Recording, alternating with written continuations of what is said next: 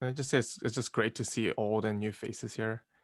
We got Andrew and Kenton. We've chatted with you before. Kenton was our first judge for our first Protothon, and then we also have like Mary and Bessy joining us. Bessy, I've seen your content on YouTube, really great stuff. And Mary, like LinkedIn is really where all of our team members met for Product Buzz to really happen. So appreciate all four of you for coming out, willing to judge these teams and just share your insights with everyone here.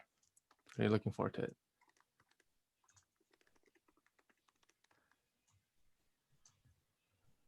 Awesome. Cool. So we can just get started. I know people continue to trickle in, I'm sure. We have tons of more people that are going to come, I'm sure. And the rest of the teams are probably still trickling in, to be honest. And so just because we want to stay on schedule and we have such a packed event, we can just go ahead and get started. So first things first, welcome everyone to our demo day for fall 2020 cohort.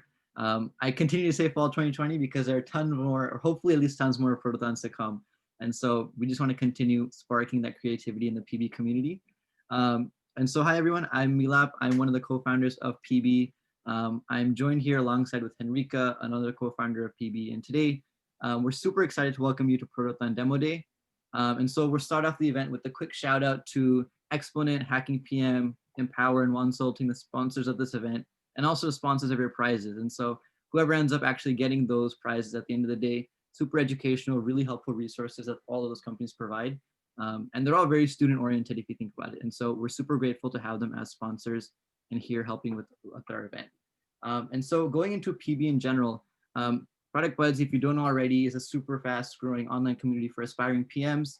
Although a lot of our demographic is the younger audience, the students, college grads, even just undergrads, we have a really broad demographic. And in fact, I think we're worldwide in every continent except a few. So in less than 6 months, we've already grown to over 3,500 members globally who are all ambitious in their journey of product management and in general. And so today's event is one of our actually most collaborative events and initiatives that we initially created even in our founding story, which is our Project Jam Protothon, which was designed for a community of aspiring PMs to really level up their PM skills in a collaborative team setting where they're able to take part in things like this, hackathons and things like that. And so the growth is tremendous, and so is the growth of our community and the skills that each person takes. Just one example is just if you're in our community, our Happy Feels channel is always blowing up with people getting roles or people getting internships specifically for and really crediting PB for that. So it's really good to hear, and it's almost overwhelming to see how many people are getting PM roles and like really getting more out of PB. And so yeah, that's a quick intro into PB, and I guess we can move into a handful of housekeeping things, which I'll move to the agenda and give it over to Henrika. Thank you, Milap. So agenda for today, we will be listening to our top 5 teams who will do their pitches and do a Q&A with the judges. Following the pitches, we would have our closing keynote by Ron Adams, who is a principal PM at Atlassian, talking about the future, where you can take your product in the future after this hackathon. And then we will also have a raffle towards the end where for people who are staying until the end of this call, you'll have a chance to get one-on-one opportunities with PMs from both big tech and startup companies. So definitely stay in for that as well. And then we will end with announcement of the winners. So hopefully we'll have you here till 4 p.m. PST today. So a few housekeeping items, please mute your mics, but we would love to see your faces. So feel free to turn on your camera. We also have our PB Protothon background as a swag, which we dropped in our Slack channel. So feel free to put those as your background as well. And we will be recording this event. It will be up on our YouTube channel for you to review. And take notes during this call and post about it on LinkedIn, Instagram, and Twitter, and share your key takeaways. That way you can also build your personal brand as you are investing time in sharpening your PM knowledge and skills by attending networking and knowledge sharing events like this. So watch out for the Google form for the raffle, which we will be constantly putting in the chat. So okay, before we get to the long-awaited pitches, let's give another claps for our judges today who have, invested their Sundays to really join us and give feedback. So we have Andrew from Zappos, Bessy from Google, Mary from LinkedIn, and Kenton from Rocketblocks. Thank you so much for joining us. Everyone, please give those clap reacts on your Zoom screens for our judges. So quick things. Each team will have 7 to 8 minutes in total to present, followed by 5 minutes for Q&A. And a Product Bud member, which will be Sarah, in the chat will be keeping time and will send a message in the chat to notify you for the 1 minute and 30-second mark. And when your time is up, our teammate Darsh will notify and interject to ensure that we all keep on time and no one goes over. So without further ado, I'll pass it on to Milap to introduce our first presenting team. Awesome. So if you guys haven't seen already, our 5 teams are Food Buddy, Unplugged, Local Biz, Unity, and Envoy, of which we'll be starting with Food Buddy. So can I just get a quick confirmation that those folks from Food Buddy are here, so we can go ahead and get started? Hey, yeah, Team 13 is here. We have one member that couldn't make it. Okay, no worries. So you guys will be first. So share screen is enabled if you guys would like to share your deck, your slide deck. And as that happens, just a reminder for everyone, Sarah will be keeping chat, especially for the teams. Just keep your eye on the chat. We'll be giving you guys like 1 minute remaining, 30-second remaining in the chat, and then Darsh will have to interject very quickly just to keep sure that the meeting is going to end on time. So as we do that, let me know, team Food Buddy, if you guys aren't able to share your screen. It should be enabled, and you guys can go ahead and take the stage. Whenever you guys start, Sarah will just start the time then. All right, can you guys see it? Yes. Yeah, pitch deck was not another person's thing, so that's why we'll just have to deal with this version. But this is Food Buddy, this is our pitch deck, and we made Food Buddy because the problem we saw was that during the pandemic, it had become harder for people to make friends, and our market survey also validated that. And the pandemic has also led people to battling with increased feelings of loneliness and depression. So our app aims that through eating food with other people, you're able to make friends and also make sure that you don't feel those feelings. Lynn, if you want to cover this slide. Yeah, sure. So gathering all of our user research and market research, we came up with a mobile app concept for users to be able to make new friends and strengthen existing relationships in a sort of like a video chat app platform. So that can match you with someone who's eating at the same time as you. So yeah, it automatically like matches you. It automatically gathers the people who are currently eating at the same time and just matches you with someone random. So our target user is a demographic 19 to 25-year-olds, and the ones who especially live alone, because they're usually the ones who are pursuing their career, their education. So they're living away from their families, and that's why they're alone. And that's why the goal is to reconnect them with people. And the frustration that we meant to actually write is that they're not able to make friends during the pandemic. That was also shown in our market survey. And we decided 19 to 25-year-olds because our research, there were articles and findings that they were the ones more affected than elderly people, which was the other category. Jarvis, are you on the call?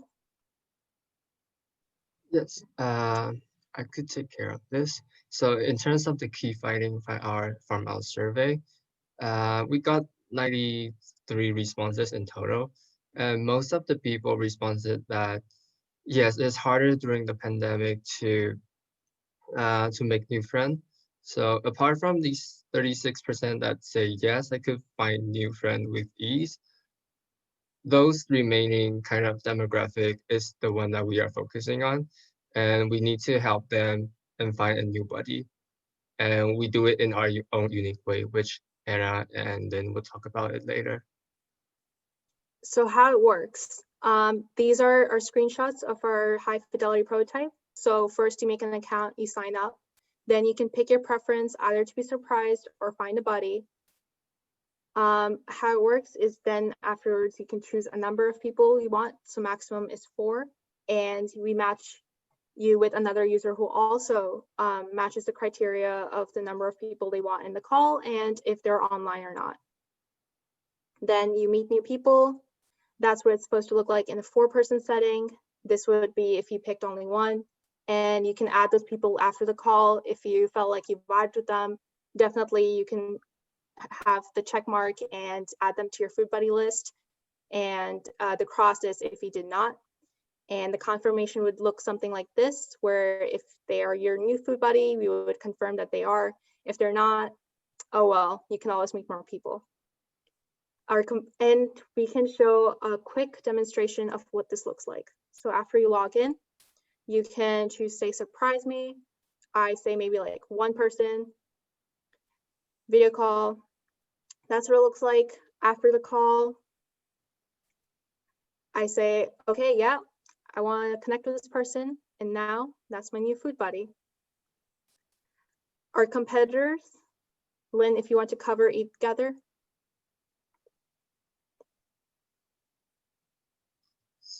Whoops, sorry, I was on mute. So yeah, we looked into a couple of different other competitors around the market, and there were 2 apps that kind of had like a similar concept, Eat Together, which where users can discover events to meet new people, and users can pick who to meet based on the profiles. And so what we tried to make that distinguish our app versus all the other apps is that element of surprise, being able to not know who you're going to match with, and just having that there to keep the users wanting to come back to the app to use.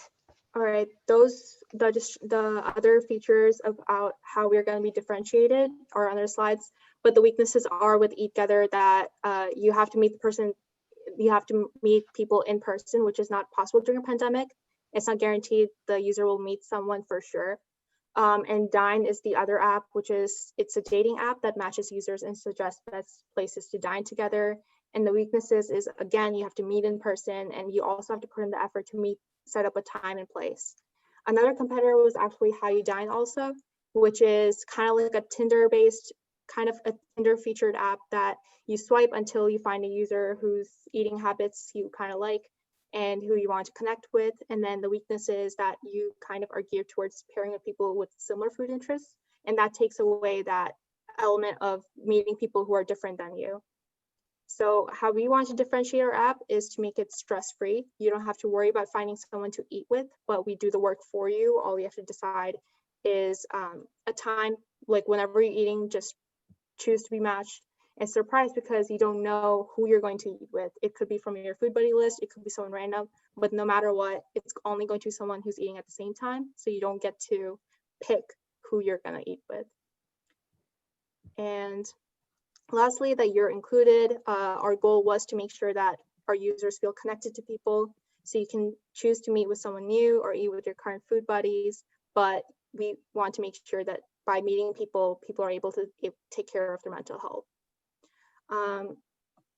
Special shout out to our mentor, David Kai, for really helping us through with the process and really just like guiding us through figuring out what idea to do and how to like navigate the whole, just going through the different stages. And definitely our team has worked hard.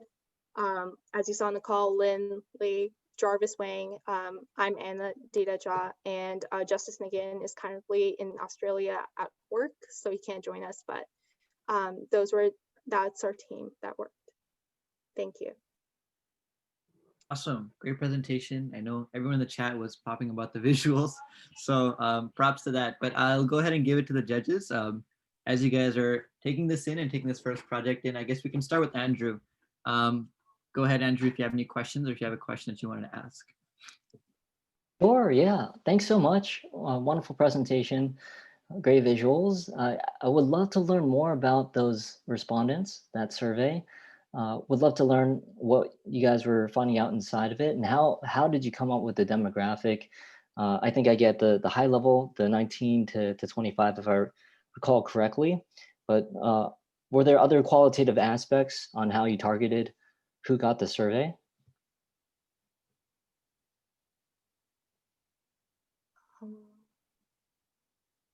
Yeah, so there was an article published in the United States Mental Health Institution or something or Institute of Health, and through that we saw that they had done a research on young people, and they were the ones who were more likely, as they were living away from their families, that they had the increased levels of loneliness and anxiety and depression. And I believe you asked about the survey, the findings. Yeah. So love that. A bit more about the demographics and if there were any other specific I suppose the outcome that you're looking for from the survey. Just trying to match it back up into the slides in terms of validation ultimately.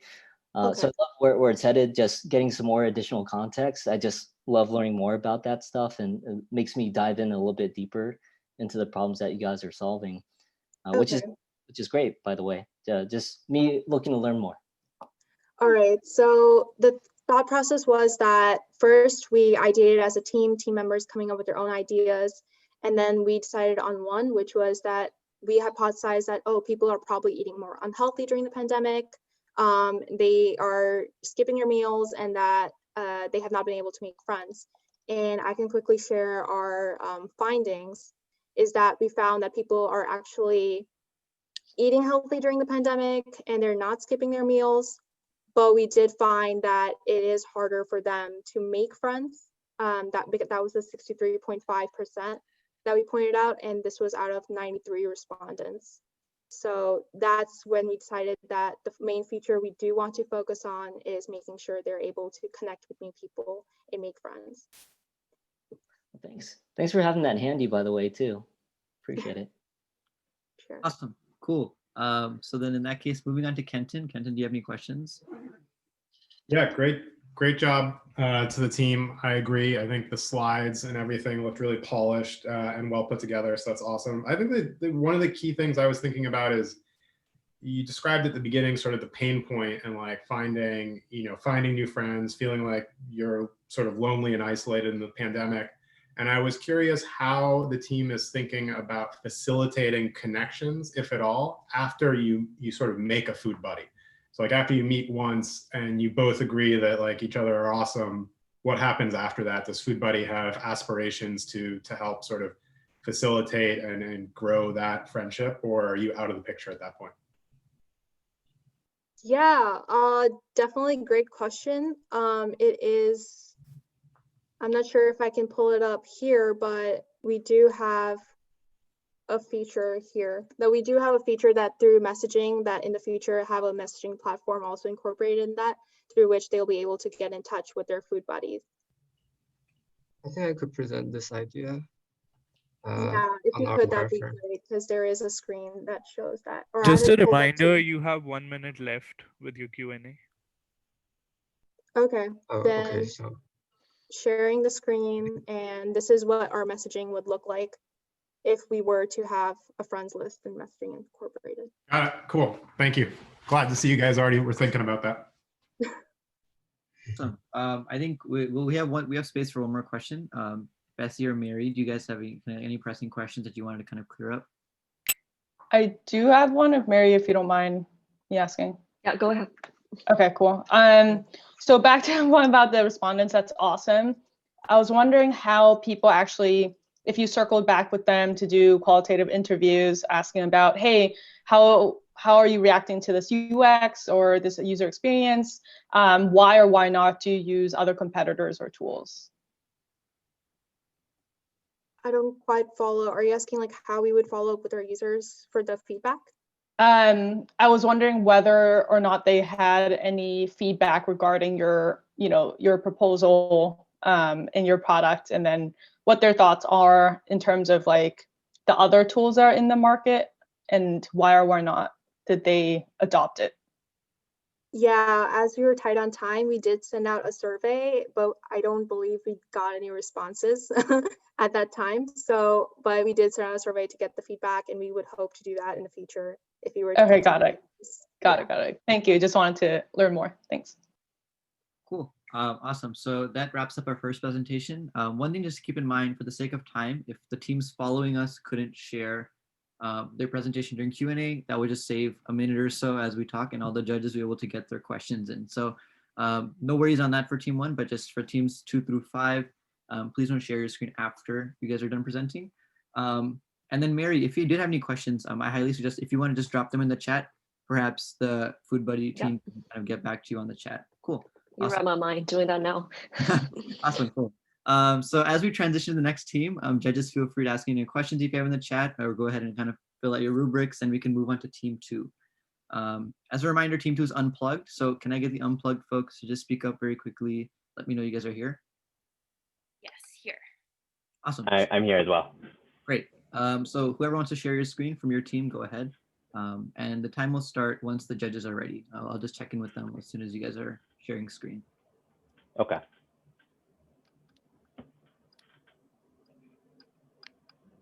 Awesome. Okay. Can everyone see Alex's screen?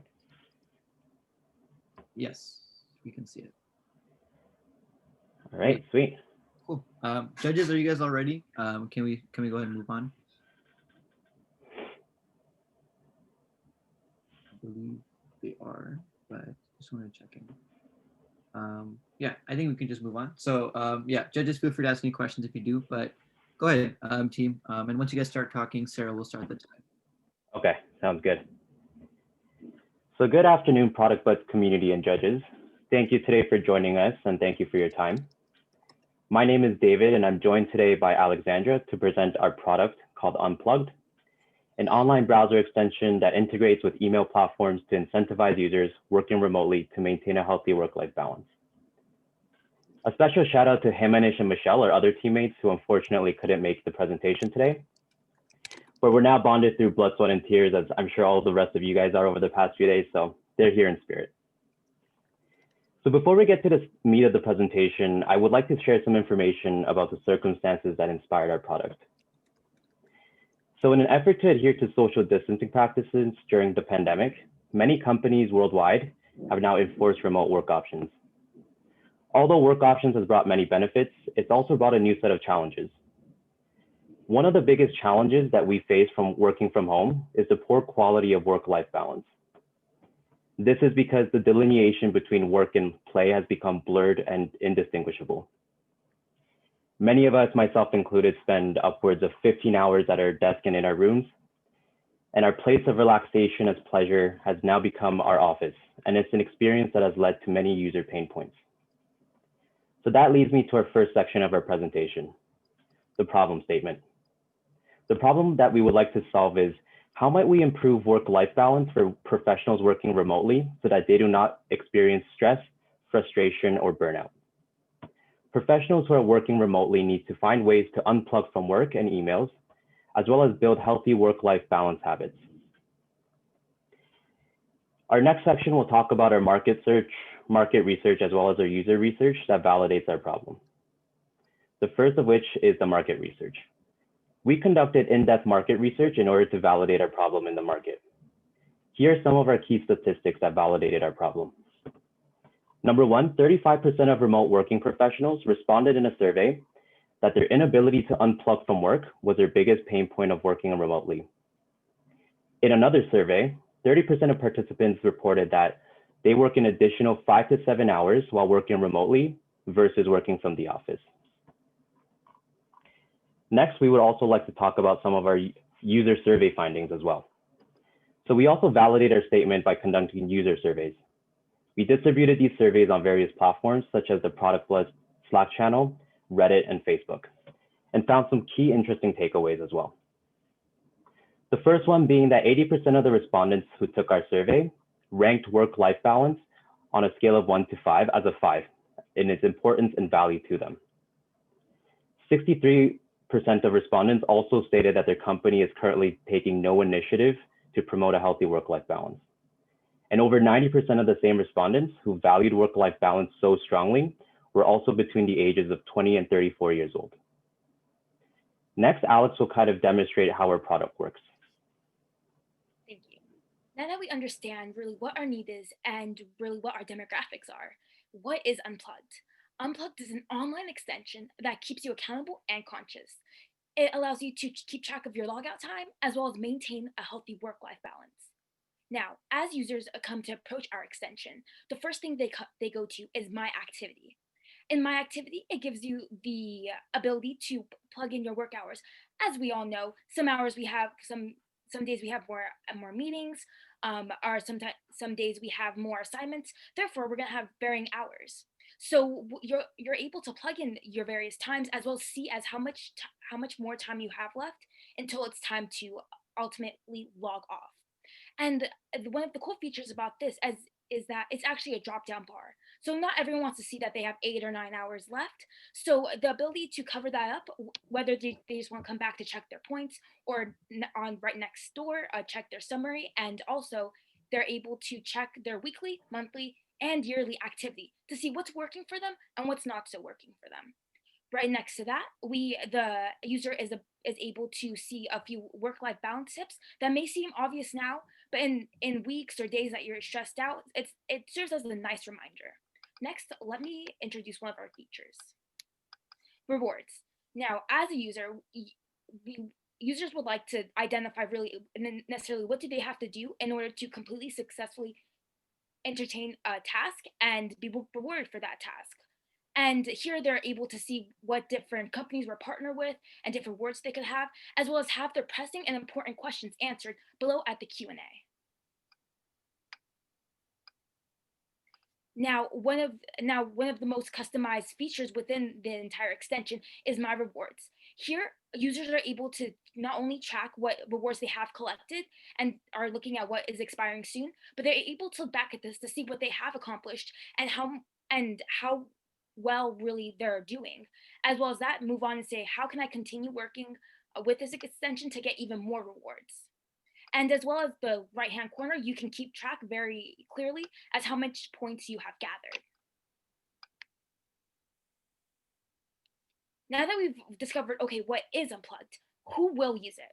Our data has proven that two of the largest groups that we'll be focusing on is professionals in tech as well as young adults. Professionals in tech, we have really discovered that a lot of tech companies, not only are they extending their remote working at really deadlines, however, they're keeping to some extent, keeping it permanently. As well as young adults, we have ascertained, as David had said previously in our presentation, that over 90% of people 20 to 35 years old prioritize a work-life balance. So that's definitely another one of our target groups. And one of our medium impact groups is students. Now, although most students are not working full-time at a desk job yet, we do acknowledge that students are juggling a full class schedule, internships, whether one or multiple, or just additional projects, passion projects that they may be working on. Now, in order to keep a healthy balance, we also found that students will be able to use this as well. And the last group would be adults 35 and older. This small group, we believe that it might be a little bit of a different demographics. They're older, so they might have various different management positions, if not side businesses, or just a family in general. So they might have an easier way of just clicking in and out of roles and out of work. Thanks, Alex. And just being cognizant of the time, I'll just go over this section really quickly. But why Unplugged? The main reason here is that currently there's no other solution that we could find where there's an app or service that is dedicated fully to promoting a healthy work-life balance. And before we end the presentation, I'd like to share what we gain and what users and businesses would gain from this problem. Users specifically, now we really kept into account what users would gain. We believe that users would be relieved of their largest pain point, which would be balancing their work-life balance, as well as less likelihood of experience burnout. And upon that stress relief, they'll be able to boost their productivity at work and outside of work. Now, what would businesses win? Businesses will be able to offer remote work as a permanent business solution even after COVID-19 isn't an immediate health concern. Now, there's a significant benefit to offering remote work options for businesses.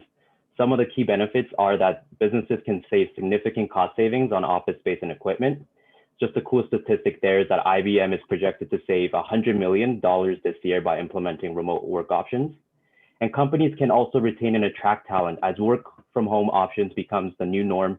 And it's even an expected privilege for many working professionals today.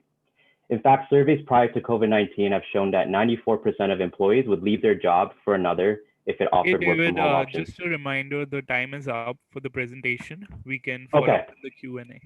No problem. Thanks, Darsh. Great. Thanks, guys. You guys can just go ahead and stop stop sharing. For the sake of order, since Mary didn't get a chance to talk last time, we can start with Mary and we can go backwards this time in terms of Q&A. Cool. Great job, guys. I have one query. It's quite interesting that you considered a rewards section, which definitely makes it more interesting for the users as they will be incentivized. I'm curious about your thoughts around who would be paying for this. Would it be the sponsors, the companies, and also if you're like seeking for sponsors, like say like Amazon or someone else, like what kind of sponsor do you think is more likely to be working with you and why? Yeah, Alex, I'll take the first part and please let me know if you want to add anything else. In terms of the benefits for our partners, we were thinking that we would be focusing our partnerships with services that people would most likely be taking advantage of while being at home and away from work. So things like Amazon, Netflix, streaming services, Uber Eats, common activities that people are taking advantage of when they're not working and stuck in their confines of their home during quarantine. Those would be our primary targets for partnerships. Let me know if you wanted to add anything else there. Right. I suppose in regards to who will be paying for it, in regards of the users, we were thinking that it would be, and the majority of the revenue would come from companies buying it and then allowing their employees to utilize the system in order to, as we mentioned, to boost productivity and overall happiness in their employees. Well, thank you. Awesome. Thanks, Ray. Moving on to Bessy. Great job, you guys. Really successful presentation. Had a question about, taking a look at some of the risks, right? Like you talked a lot about the benefits of the product to both the companies and the users. What are some risks that you guys have thought about, and how are we going to track success and report it back to those partner companies as well? Yeah, great question. In terms of risk, the first thing that comes to our mind is just the logistics of how the app would be able to function. We're pretty cognizant of the fact that there could be ways that users try to quote unquote cheat or maybe find other ways to seem like they unplugged from work, whereas they really didn't.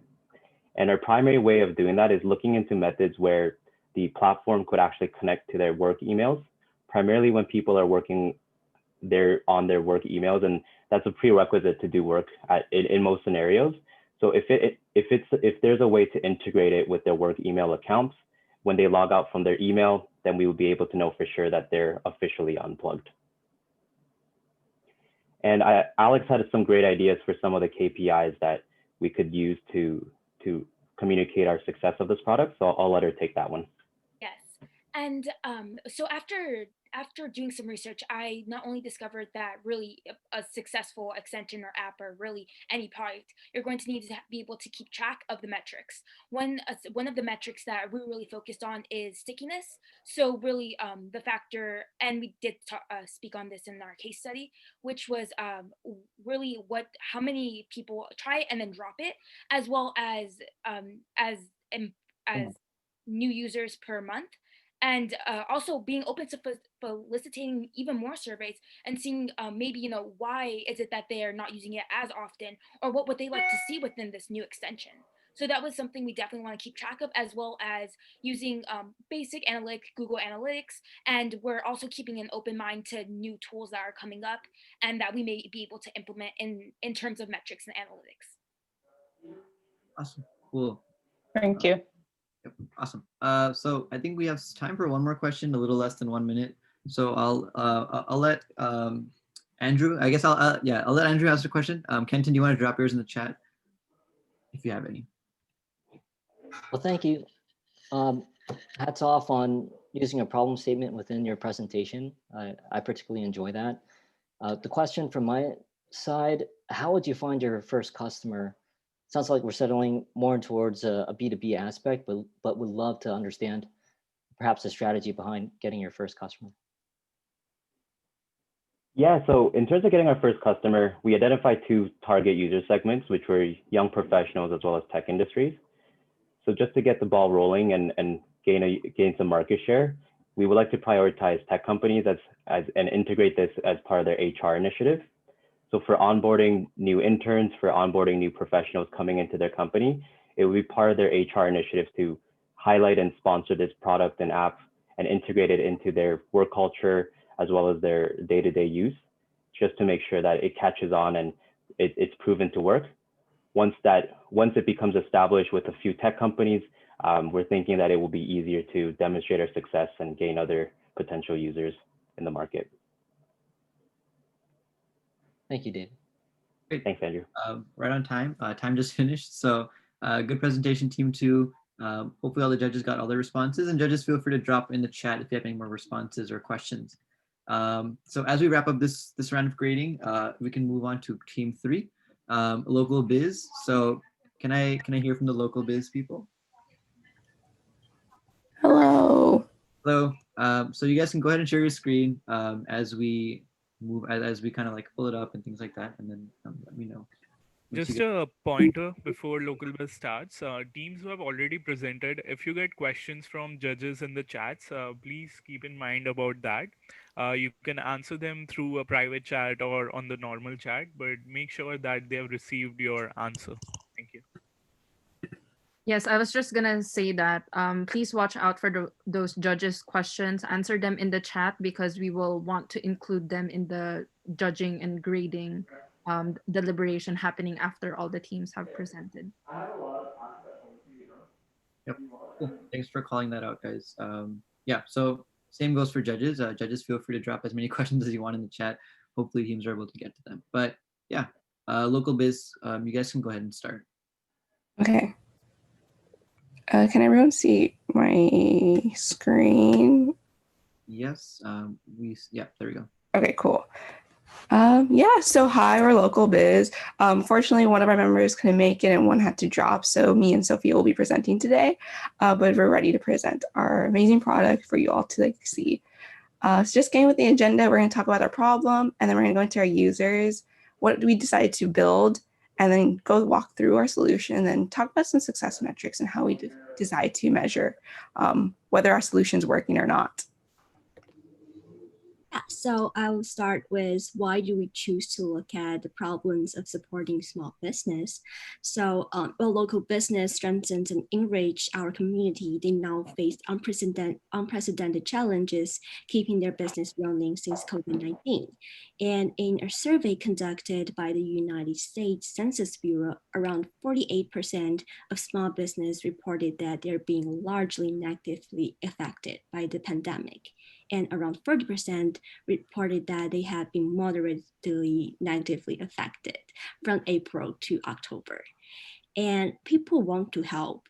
According to another survey, it reveals that as much as 82% of shoppers are actually willing to pay more to support small business. However, big brands and big e-commerce still dominates. Could you go to this next slide? Yeah, so we perform a survey and gather 32 responses. And when people are being asked the questions, where do you plan to do your holiday shopping? Nearly 90% of the respondents choose Amazon. And there must be reason why they hesitate.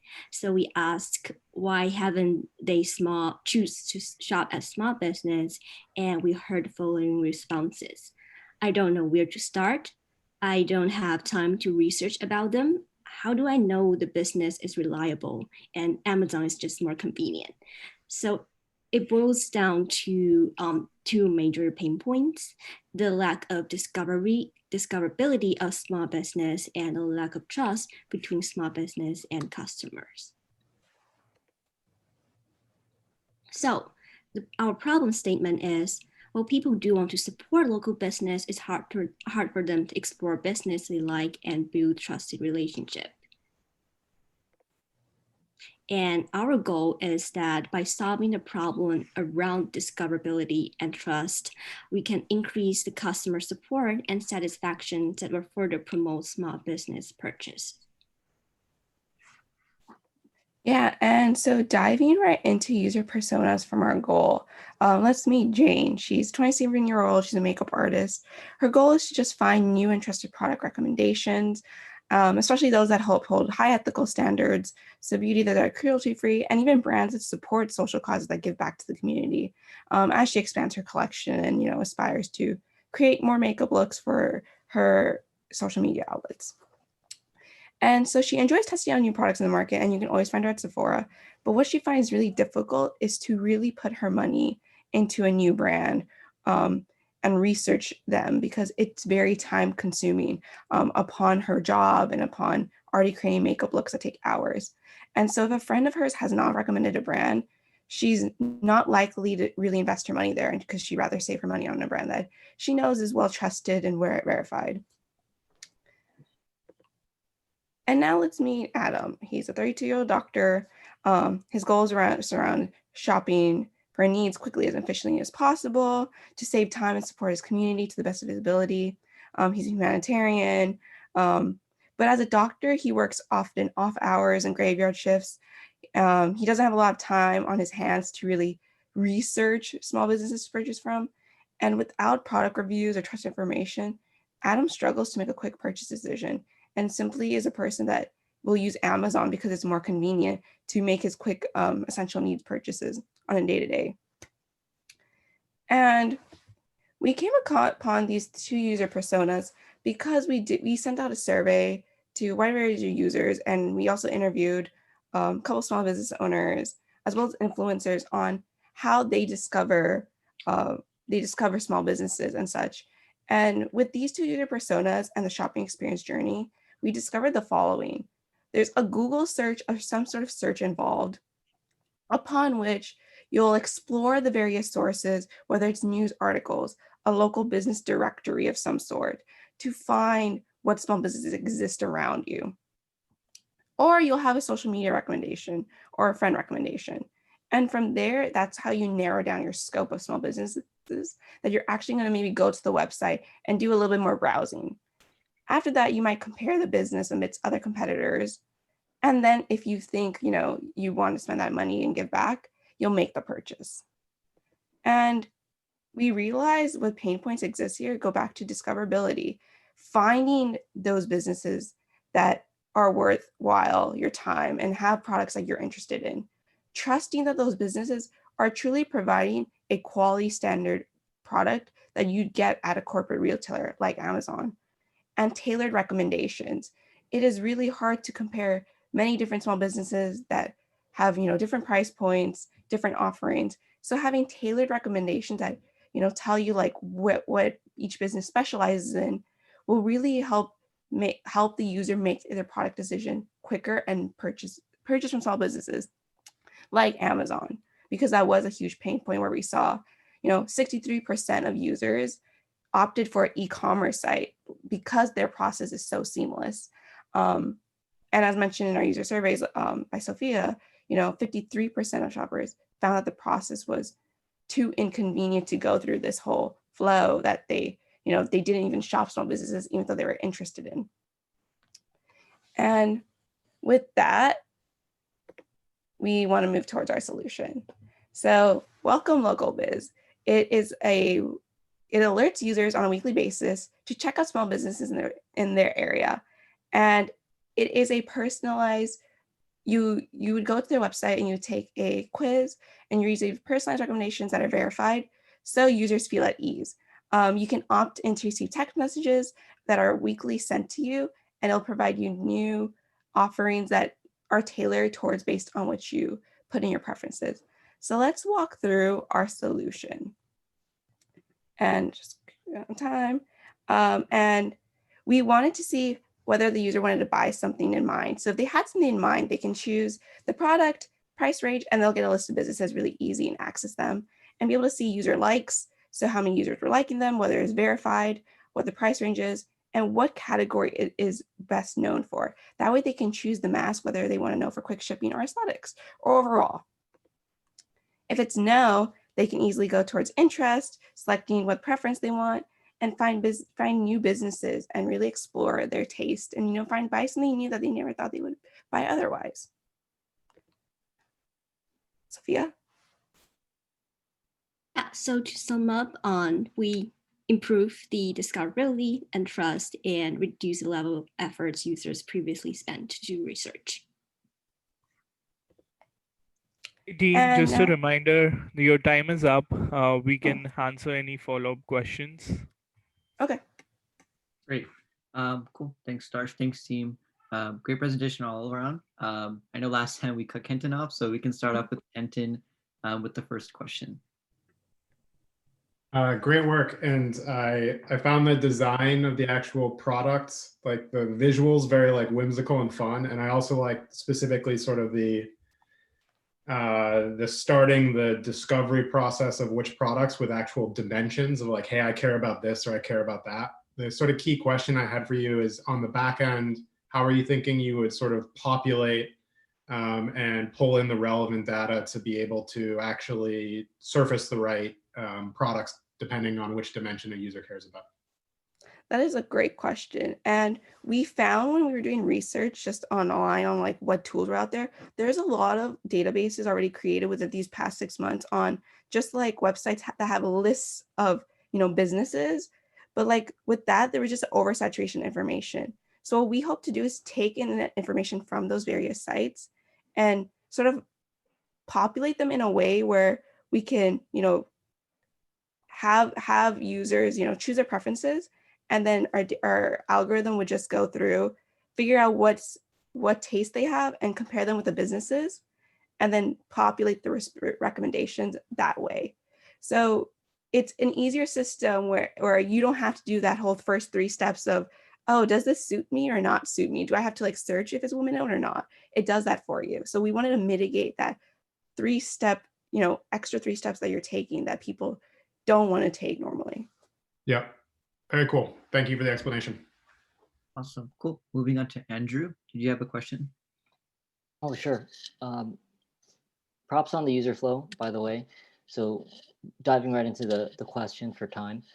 Well, you mentioned trust being a core problem to solve for, and couldn't agree more. I think the data will point that out. So it's almost a 2-parter. How do you get customers to trust the product that you're creating? Because you do have to acquire the customer. But once they're in there, how do you get them to trust the business that you've curated through your algorithm ultimately when you present that recommendation? Yeah, so I didn't get to it in the presentation, but there's two features that are included in the MVP. So one is there's a user likes. That is something that the user of our product can use itself. So if they used it the first time, they found a business they liked, they can go back and like press thumbs up. And that means that people liked the product and the business. So it's a mutually beneficial relationship. And there's the other part of trust is the verification piece, where there's a verified buy. And what we hope to do with that verified buy is include references to news articles or Yelp reviews that make sure that you're able to access like other, sources that are relevant to the business. So like, oh, like it's just not us saying this, but other sources also include this. Wonderful, thank you. Great. It seems like only Bessy was left. I know Mary had the same question. So Bessy, if you have any questions, go ahead. I actually had the same question too, so that was answered. Cool. Thank you. Awesome. I can ask one more. It's like, how would you get the businesses verified? Businesses to verify, is that correct? Yeah. So one thing we were thinking of is that the businesses, so by verify, you mean like the businesses itself, or like if there are known news articles, or if the businesses want to be on the site? Right. So you mentioned that you would want those like really SMBs to be verified on your website to provide more trust. So like, what is the source of that verification? Okay, yes. So the source of the verification is we're going to first like look to see if there are any news articles related, if they're non-news articles related. So if we don't have any information about the business itself, we hope to provide a sort of vetted process where we'll like explore the business itself. So have a team sort of call the business, contact, or just like explore the webpage to determine like whether there's any phishing included or security problems. That way we can add our own badge, but that's something we plan to include later. Right now, we're trying to include businesses that are already verified externally before doing internally, just like for at least sake. Well, thank you. Great, awesome. Good job, Team Local Biz. I think all the questions were answered. And again, if you have any questions or any more questions, drop them in the chat. But yes, I guess we can move on. Unity, that's team number 4. We're almost there, but we have 2 more teams, of which the second to last is Unity. So can I hear from that team? Hello. Hi. Hello. Hello. So as judges wrap up, you guys can go ahead and share a screen, whoever's going to share a screen, and then as soon as you guys start talking, we'll just start the time.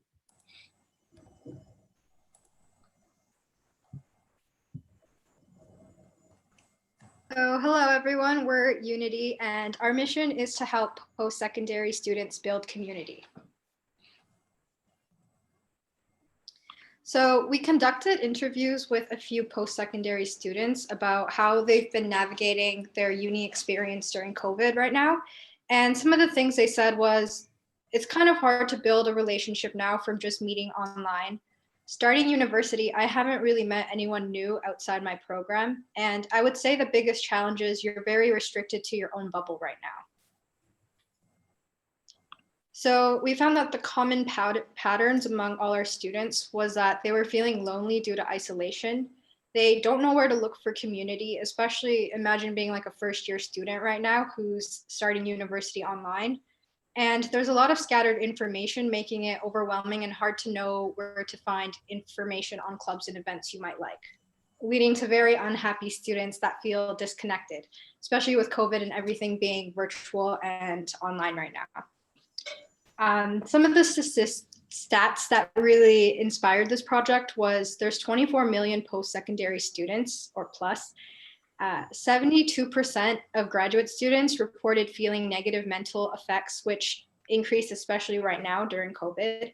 And in a study, 73% of participants, they felt happier after being involved in community projects, increasing social interaction and broadening social networks. So why aren't students able to connect? So through our user interviews, the first thing is that they don't know how to join clubs or find information. So some of them identified that they do want to join clubs, they do want to find a community, but they don't know where to start. Second is decreased word of mouth publicity. So for example, before when I went around campus, I would find posters of club events around in the hallways. But now the experience is very much different and changed due to everyone learning online. And lastly, there's too much irrelevant content in school newsletters and media. So 2 of our interviewees acknowledge that they do receive school newsletters in email, but they never click on the links because it's not relevant to them. So for example here, meet Myra. So she's a first-year university student and she's had to start her post-secondary experience all online.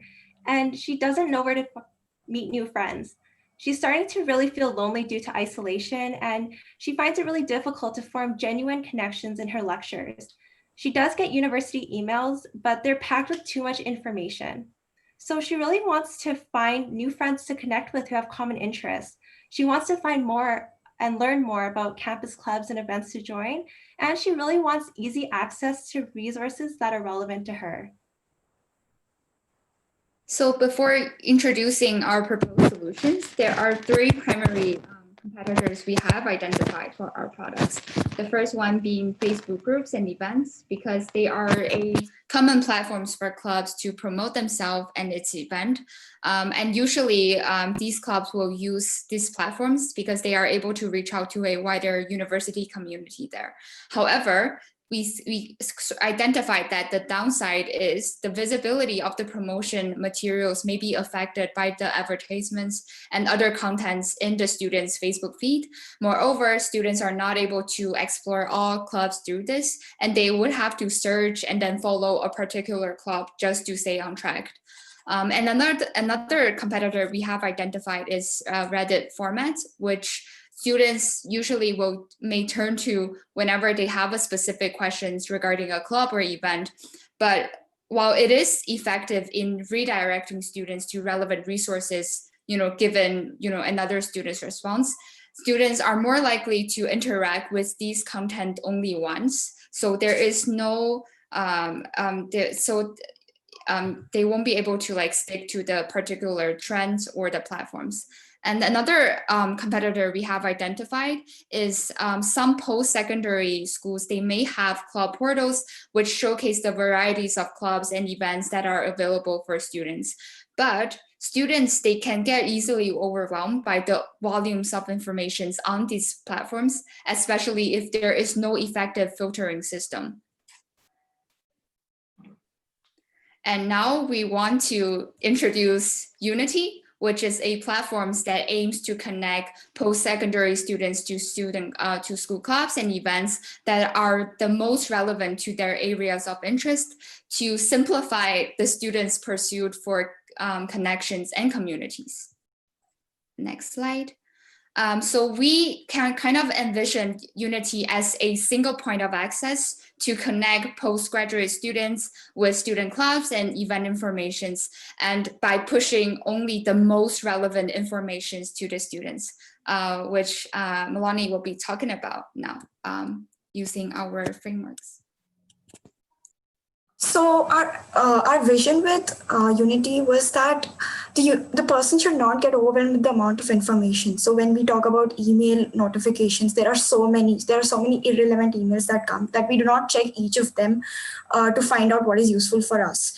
So over here, we wanted to make sure that the user is not overwhelmed. So we followed a funnel approach where we first identify the common general interests of the user, that is the student, and then we narrow down to specific clubs or events or support groups or any kind of groups for that matter. So here you can see the onboarding page which we designed. Here you can see that Sarah has signed up, and first we ask for her general interests, like whether she's interested in computer science or finance, consulting.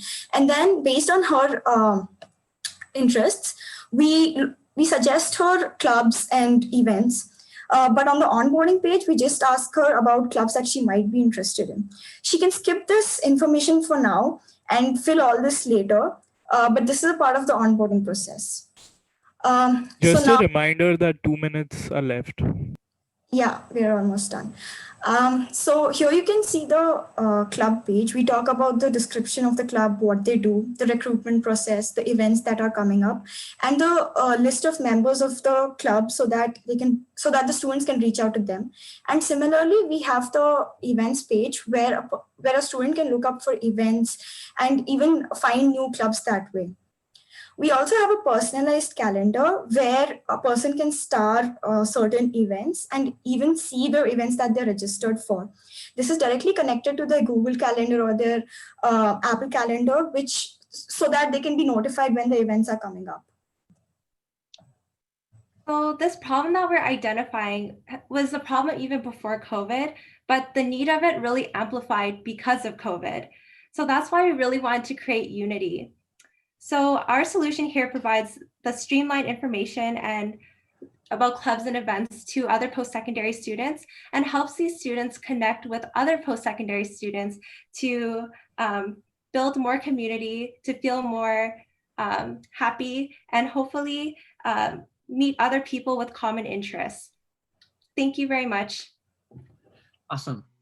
Great, I think right on time. So we can move into questions. I guess we can go backwards again. So we can start with Mary this time, and then we'll make our way forwards. I actually don't have a question yet. Oh, okay, cool, no worries. In the meantime, Team 20, if you guys can unshare, that might just make it easier yeah. for questions. Sure, cool. I guess moving on to Bessy, if you have a question. Yeah. Hi. Yeah, this is definitely something I really miss. I miss volleyball and like meeting up with people doing that. So I have a question regarding, maybe a competitor set that might be outside of what you might have looked at, but I just wanted to ask this. How are we going to prevent, I guess, a similar downfall or decrease of usage, similar to, let's say, like Eventbrite or like meetups like that, for this type of solution? So I guess the intention of our platform is we are actually going to be directing the students into platforms like Eventbrite or like Facebook event. So rather than seeing it as a platform for event registration, it's more of a platforms for redirections. It's basically something where a person can find all the clubs of the college in one place instead of searching through emails and talking to people, which is less now. It's basically one-stop shop platform where they can find all information about events and clubs. Got it. Thank you.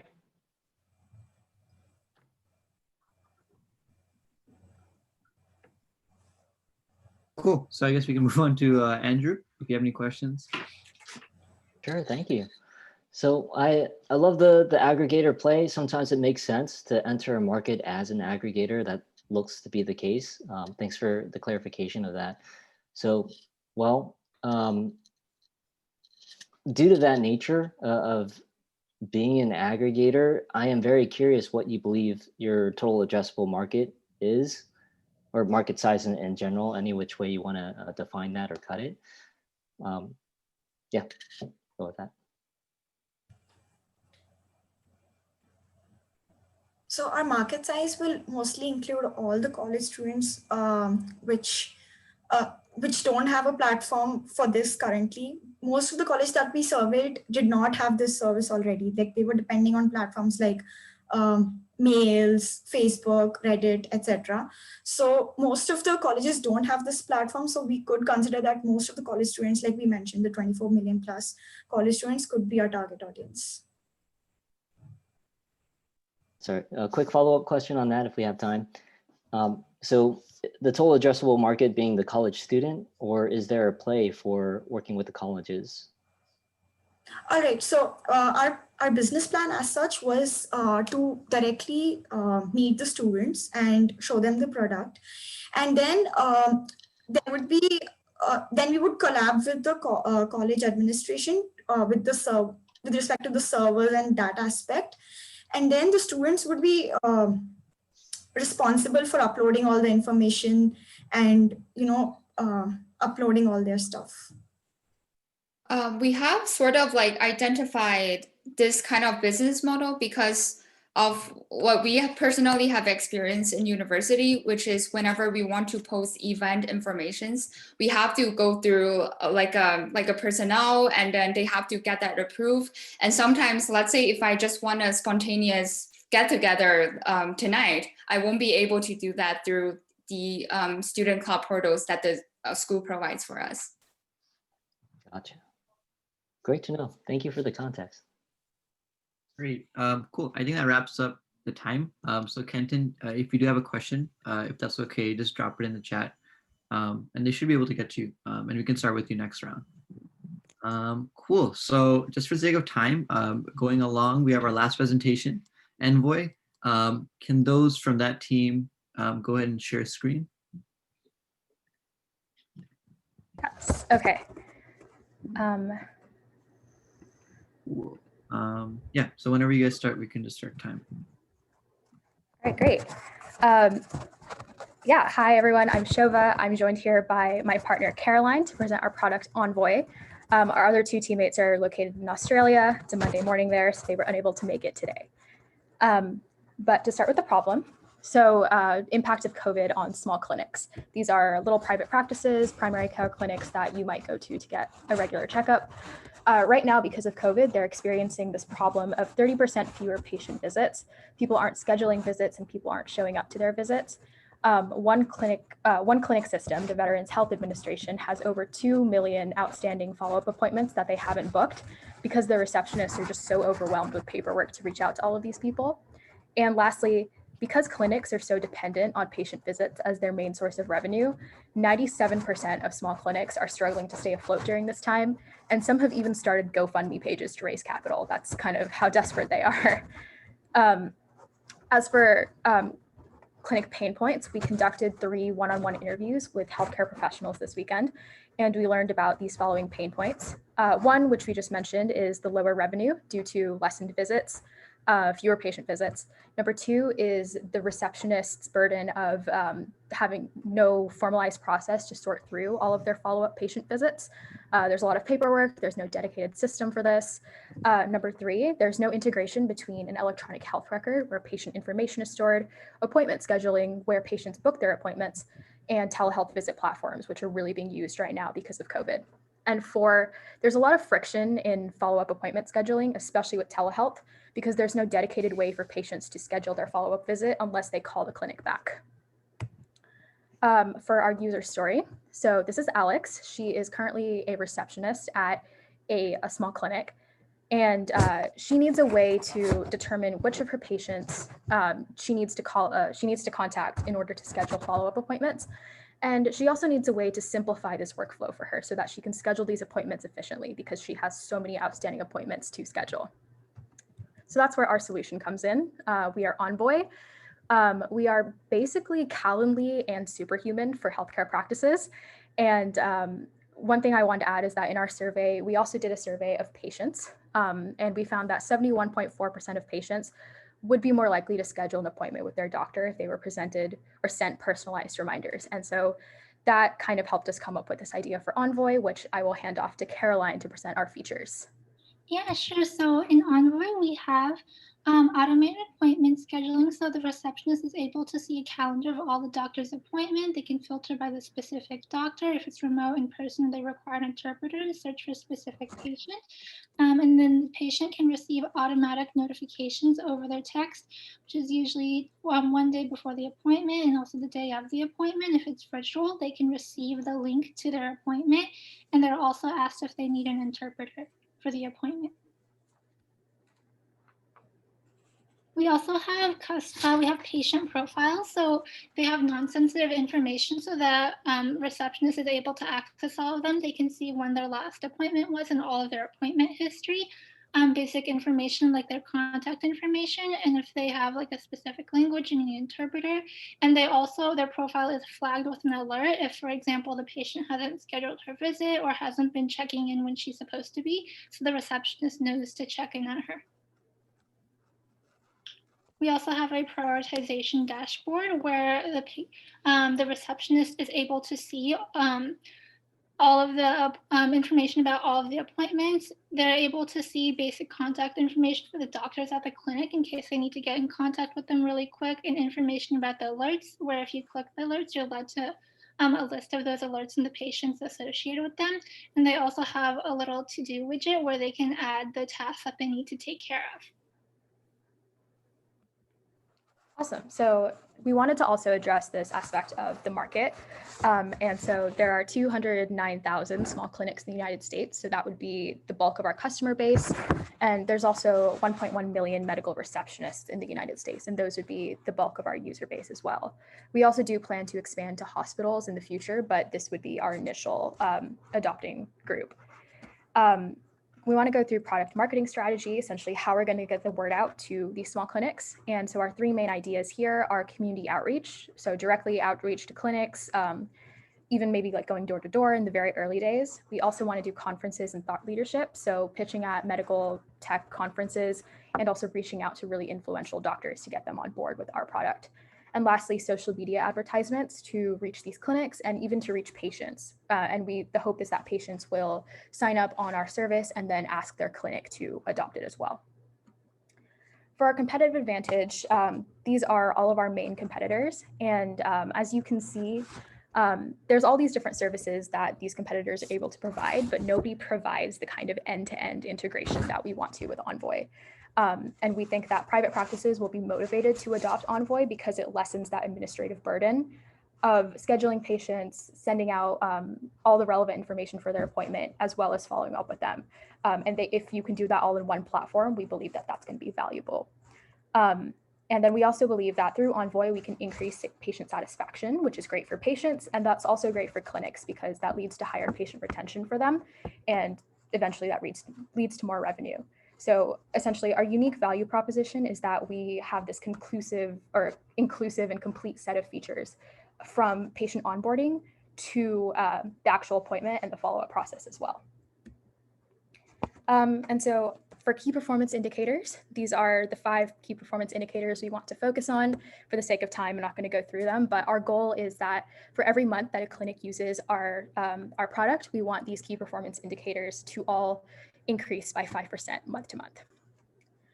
This is our team. I'm going to also skip through this slide for the sake of time, but yeah, 2 of us are in Australia, 2 of us are in the United States. Time zones are fun. And lastly, our next steps for Envoy, where we want to take it from here. We want to basically test with clinics, analyze their feedback to basically build the solution into something that will be very, very valuable for them. We hope that that process can also help us gain our early adopters. Next, marketing and brand awareness to build our customer base based on the product marketing strategy I talked about earlier. And lastly, we hope to build out additional growth features based on user demand. So we will have a process within our product where receptionists can tell us about feedback that they would like, or new features and feedback that they have for us, and we would implement that accordingly.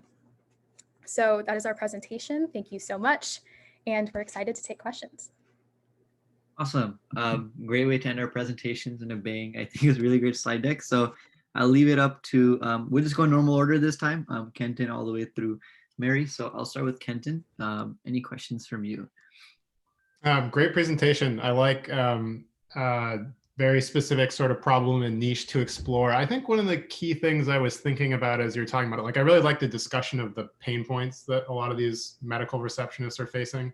When you started talking about go-to-marketing, you know, I think you mentioned things like, well, there's medical conferences and like social media ads. And I wonder specifically, like I think conferences is a key way that folks sell in this channel, but I do think those conferences are largely targeted towards the practitioners themselves, like the docs and potentially nurses. And so the question I'm thinking for you guys is, your sort of key user seems like the receptionist, and how do you actually get to that customer?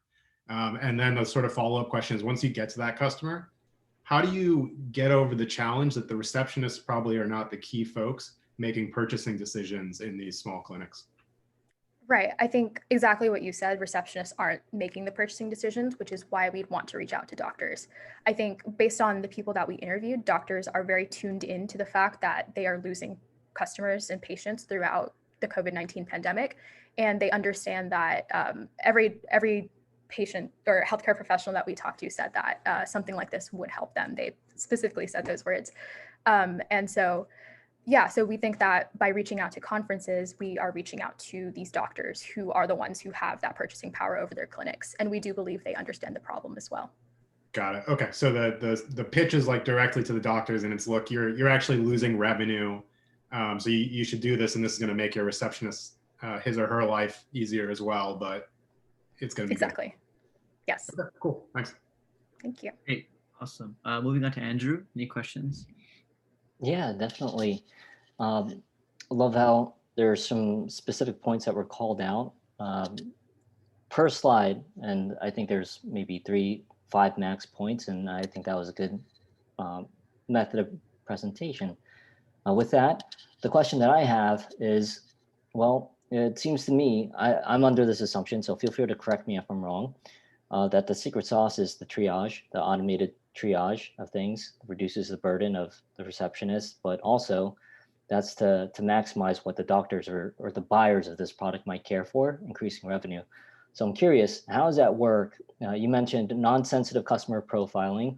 I'm curious how that works relative to your competitors, and just how it works to maximize the KPIs that you're looking to gain 5% improvement on? Right. So to define, I think, the non-sensitive customer profiling, that is essentially because healthcare, there's so much security with patient data. We want to only extract their non-sensitive information, nothing about their actual medical history, to avoid those violations of or potential hassles with HIPAA or those kinds of laws. As for the other part of your question, which was about, if I'm correct, how that translates into the KPIs, right? Yeah. So how do you go about triaging? Which customer do I need to reach out to next to maximize the KPIs that you guys had? If those aren't related, then feel free to correct me if I'm wrong too.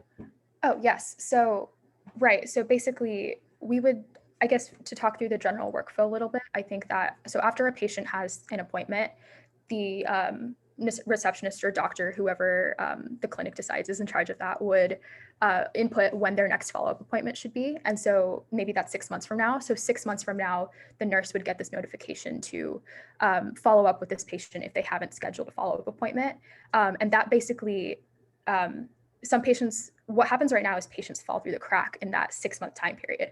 Whereas with our process, because we're notifying nurses immediately, we can kind of make sure that patients don't fall through that crack and that it's like sealed basically and they're accounted for.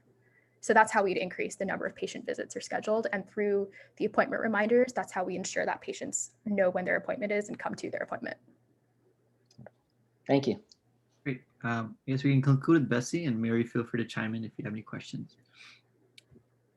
Yeah, I have an additional question in terms of the automation piece. It's really, I think one thing that really stood out to me is the prioritization dashboard, because I feel like there's so many competitors out there. So I'm not like speaking from a expert, doctor's perspective, but how does the prioritization dashboard work? And how are we going to go about automating that part?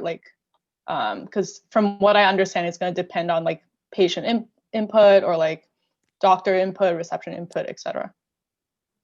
Right. I can talk through this and Caroline can add anything if she has anything to add. But yeah, so at the end of a patient's previous visit, the doctor would put in, I want to see this patient in 3 months. I want to see this patient in 6 months. And so that's how our system will save that. And basically, it'll know 6 months from now is March 31st. And so that's when we need to reach out to this patient again about a follow-up visit. And so the prioritization dashboard basically informs a nurse that like maybe for like this upcoming week, here are the patients that the nurse needs, or sorry, that the receptionist needs to reach out to. And basically we can automate those reminders where a nurse can, a receptionist can basically say like send out all of these messages to their patients. And so does that answer the question that you were asking? Yeah, it does. So I was just wondering whether there's more to it than just like timing, because from what I understand, like in the medical industry, there's a lot about like different symptoms or there's additional updates to it. But I was also thinking that in the competitive market that this is, from what I understand, like a common thing that they would do. Calendly does that, just reminders do that. So I was thinking about differentiation, as I can see in the group chat, like some people are pointing out too. Right. I think that could be a growth feature for sure, is to add in this concept of patient urgency. I think that would be a very helpful growth feature. Okay, thank you. Cool. Sounds good. We are at time. Hopefully the judges got other questions answered. So what we'll do now is I will quickly, judges, I just opened a room for breakouts. So go ahead and join that room. And then we'll deliberate a little bit for 20-ish minutes. And in the meantime, I'm going to hand it off to Joseph to start a raffle, and then we can move into our speaker. Hey everyone. So for the sake of time, we're actually going to move the raffles towards the end. And so I'm going to bring on my team member, Ben, to quickly introduce Ron, our guest speaker, for our last speaker keynote. Awesome. Those were great presentations, everybody. And so while the judges are in session grading those presentations, we're going to have Ron Adams, someone I've known since I was maybe 2 years old.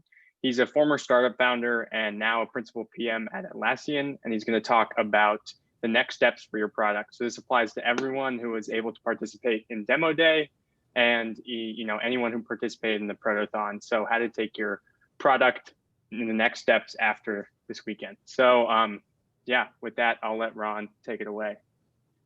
Thanks, Ben. All right, let me share my screen here. Let me know if you can see this. Everybody see this all right? Okay, great. Hi, yes, I'm Ron Adams, I'm Principal Product Manager for Trello at Atlassian. Really happy to be here with the Product Buds, my first time with you all, and I'm excited to be a part of this and to help contribute. So as he was saying before Atlassian, I was a co-founder of my own startup that was acquired by Atlassian. So I'm going to share a bit about my background in the startup world, as well as some ways that me and my co-founder took our business chat app from 0 to 1. I learned a lot of valuable lessons along the way, and and built my own sort of set of personal rules about product that I thought I'd share given the occasion. And hopefully you can take some information away and some inspiration as you take your products to the next level. And I think there might be a little bit of time at the end for Q&A. But before I get into it, I just want to share some of my product journey, because I think it's always interesting and important to hear the different paths people take, entrepreneurs and product folk take to get to where they are. I started my product journey in a small town in Maine. I actually worked for the father of Ben Allen Rahill at Rainstorm Consulting in Orono, and became a self-taught application developer. This is where I really developed my passion for creating products and learn how to code, really. I later moved to Los Angeles with my wife and joined Yahoo Fantasy Sports, where I built all the fantasy sports games that are available there. Is really here where I developed my engineering skills, my JavaScript skills, and learned to build product quickly and at scale. It's also where I met my friend, who would later be my co-founder at Hall. We built a business product chat app together, which I'll talk about more later. And we were located in Mountain View, California, later in downtown San Francisco. I was the CTO and co-founder, and this is where I learned a lot of those hard lessons I'm going to talk about later on the importance of product simplicity and data-informed decision-making, and just overall about product development in general. And as I'll share later, we eventually sold Hall to Atlassian, and that's when I officially switched to product management and moved to Austin, Texas, where I am now. I started out working on product for HipChat there, and then moved very quickly onto Stride, which was like a second attempt at a chat app there. We sold that to Slack, and after that, I switched to product management on Trello, and that's where I am now. So before we get into any more, I wanted to take a bit of time to just focus on the experience of building Hall and co-founding it, and because that's where all of my product lessons that I learned came from, really, or a bulk of them. And I continue to use them at scale here at Atlassian, so I think they're really important. But before we even do that, you obviously need to know a little bit more about Hall. You probably never heard of it before. As I said earlier, my friend and I started it in 2011. It's very similar to Slack. Yep. I'll talk more about that later and some of the differentiators that we did. We started in 2011. Brett came up with a very rough prototype of a business collaboration app while he was at Intuit, and later when he was at AngelPad. And at AngelPad, he was able to grab some early seed funding, and so I joined, and then we started building and iterating on Hall. After we iterated a ton on that and pivoted away from what he originally designed, that's when we were able to get an additional seed round to sort of prove that our pivot had potential around business chat. After another year and a half of just the two of us working like day and night on this tirelessly, on this idea, we were able to raise Series A funding in about 2013, and we reached about 15 employees before Slack just totally dominated the market and really outspent and outmarketed us and all the other competitors at the time, obviously, and sort of drowned us out. But the story has a happy ending because we found a great home with Atlassian, and our team was acquired in 2015 to try and take some of the stuff that we learned with Hall and make HipChat maybe a bit more appealing to non-business teams and open it up a little bit more, which I'll explain a little bit later. So diving into each of those sections a little bit more, I thought I'd share like how the product looked at the different stages and sort of what we did at each of the different stages to kind of iterate on it and drive it further and get more traction along the way. This is the way it looked at first. We were actually also 3 co-founders at first. Me, Brett, and our friend Sanjay. We took Brett's original idea around business chat and we really pivoted pretty hard into consumery, something more consumery. It was a sort of a unique take on real-time topic-centric collaboration and collective intelligence, sort of.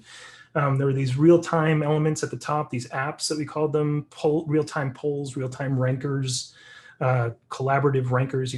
Everybody could add different elements to the ranking and switch their ranking, and we'd collaboratively put together what was 1, 2, 3, 4, etc. To-do lists, notepad, real-time notepads, all of those things we brought together in these apps at the top. Really, chat was a secondary experience there around the topic. And it was real time, it was fun, it was engaging. And actually we got a lot of comments saying that it was actually dazzling. And that was really, really cool. Frequent friend and family testing was really positive. Branding was a little rough, but people loved that real-time aspect. And strong activation, they'd get in there and do stuff, but then a really weak retention. Their users wouldn't have any reason to come back after they had that first magical experience. It's just like, I don't really have any reason to come back. But the retained users, we know through data and surveying, did stick around for the chat functionality, and they were sticking. And so we decided we would pivot. And so we got an additional seed round from our early investors. And one of our co-founders did exit, but we had much stronger retention and activation than the first version. We made chat the primary focus of the application, and then we kept the notepads, but we kept the notepads. We got rid of the polls and all that, but we added video because we knew users were really wanted that video at the time. At least that's what they said, and so we added that to the sidebar. Tons of iteration on this. We positioned it as a Yammer competitor. I don't know if anybody remembers Yammer, but it was a big business chat, like Facebook, essentially for businesses at the time. And so we positioned it like that because we knew that if users knew that we were positioned against Yammer, it'd be easier for them to understand what they were getting into when they were using the app. And that whole thing got us to our Series A, which was definitely a big relief, but we didn't stop growing, we didn't stop iterating, and we were working super hard. We moved our offices from Mountain View to downtown San Francisco, hired up to 15 more people between July of 2013 and Feb of 2014. We evolved the design. Videos and notes were removed because even though users were saying they were using them, they weren't really using them. We knew that from the data, which I'll get into later is an important thing. We added integrations and plugins because we knew people were needing those to complete their workflows. HipChat had a little bit of that, but not a lot. But the biggest differentiator was the openness of the collaboration. You could chat with anyone on Hall just by entering their email address and connecting with them, just like LinkedIn, but it was more of like a chat situation. Also, if you signed up with a business email, you would automatically get added to a network or effectively a workspace with all users with the same email domain. And we were able to scale that. And so that was a big differentiator and got people together with other people faster. And they were able to see the core value really faster. And we switched to be positioned as a HipChat competitor because we knew that was why people were coming to us. They wanted something that was a bit different and more collaborative than HipChat. We saw a lot of celebrity co-founders and celebrity founders and founders that we knew of, but didn't know their name or we didn't know them personally. And so when we knew that they were using it, we knew, okay, this is good. Uber started using us and we know, okay, this we really got something going here. Activation and retention started to grow faster and things definitely seem to be looking up. But one of those celebrity co-founders that I was talking about earlier was actually Stuart Butterfield. And we knew he was, we thought he was just using us, with his team, but he was actually doing competitive research, I think. We iterated and made a really great final iteration of the product. It was I think well designed, and our most researched and well designed, I think. We've switched all of our apps from web hybrid to fully native, but then Slack just exploding in popularity was like the last straw. Retention looked good, but our acquisition was far too low and not where Slack was for sure. Potential Series B looked bleak. So, but Atlassian showed interest because of HipChat. They knew we were, they wanted to open up HipChat a bit more. So, but also Microsoft, Oracle, Uber were also considering it. They talked to us. Microsoft, obviously, they were looking at Teams at the time. We didn't know that. But Hall was acquired in April at that point. And so, so that's sort of like the way the product evolved. I know that, and from there were a lot of lessons learned, obviously, along the way. A lot of late nights, a lot of stressful times. So I want to share some of the lessons that I learned. Again, I said there were 4 universal product rules. They were the ones that stuck with me, I think, the most throughout our development of Hall. But I'm going to omit some of the more obvious ones. Ensuring your core value prop is strong and clear when the user enters the app, and that it's well designed. And I think these things are a given. But the things I'll share, I think maybe you can take with you to help you take your concepts from 0 to 1. I've already heard a lot of stuff in the presentation showing that you're already really aware of these things, but I want to reiterate some of them, I think, and drive some home. First one's marketing. So critical. It's so critical to growth. It might sound obvious, but we made a mistake in underinvesting in marketing, and it proved really detrimental. We skipped over it essentially. We did hire someone, a marketer, who wrote some great blog posts and helped us with social media and whatnot. But we skipped it pretty much to go directly to sales, which was just a bad move. Go marketing first, sales second. And it really severely hampered our ability to acquire users and aid into our roadmap or into our runway, I should say. So how, what does that mean? Marketing is critical. Well, the name is really important. Hall was short.